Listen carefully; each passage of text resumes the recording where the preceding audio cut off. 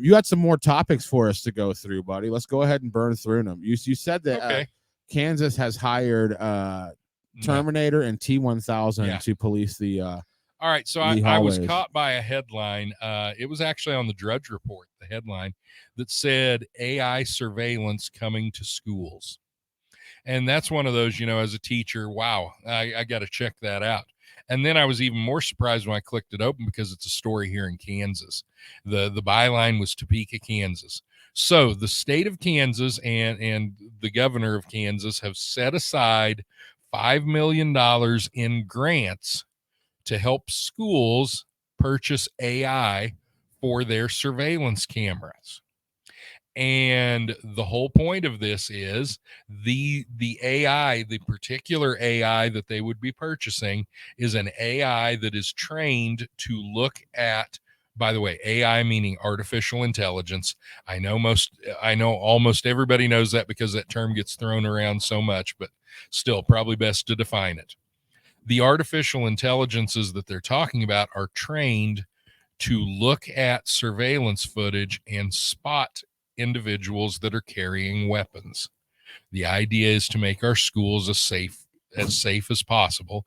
And so, they're going to be having schools purchase AI systems that are linked to their surveillance cameras. And those AI systems are going to be flagging people on video that they think are carrying weapons.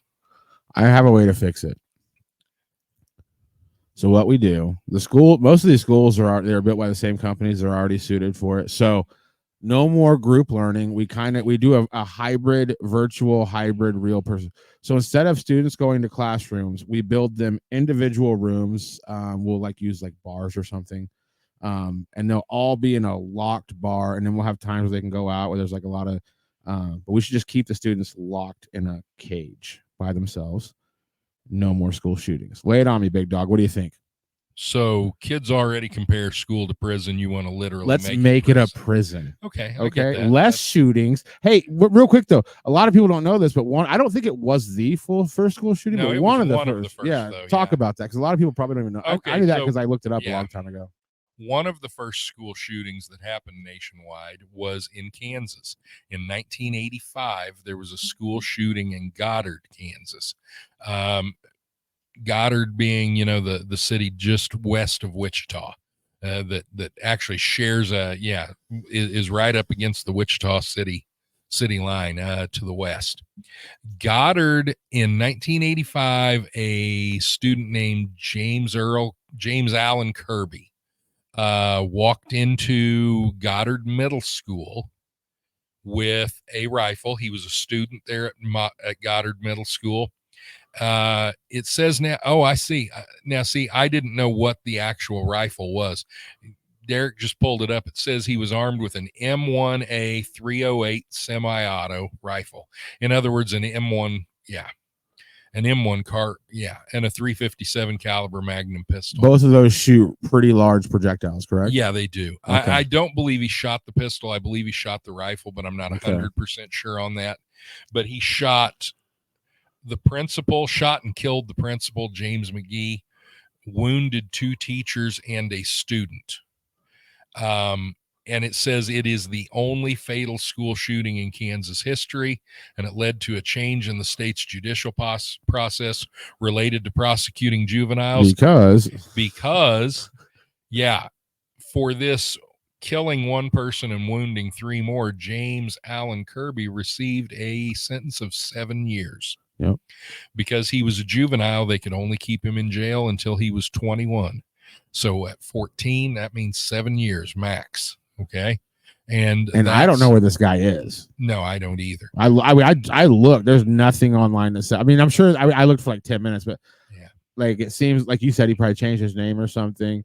Yeah, obviously, he hasn't done any more mass shootings. Otherwise, not in Kansas anyway. What is that? Can you look into that data and make anything of it that a kid just made a mistake? Or because I think society would be like, put him in prison the rest of his life. But if this guy, it's been 30 years and so far what I know, he hasn't reoffended and killed anybody else. Look, here's the thing.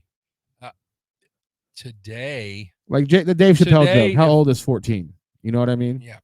Today, if something like this happened, it wouldn't even be in the news for, especially the national news, wouldn't even be in the news for more than a day. Yeah. 24 hours at most. Okay. Not enough blood. Yeah, exactly. But in 1985, this was shocking. It was, as a matter of fact, I remember going into the rifle range I think the day after, and Sergeant Lyles didn't even want to let me have a rifle because I was from Kansas, So yeah, it was shocking. It was something that stuck with people, and it really was important. Today, like I said, it would just be lost in the shuffle.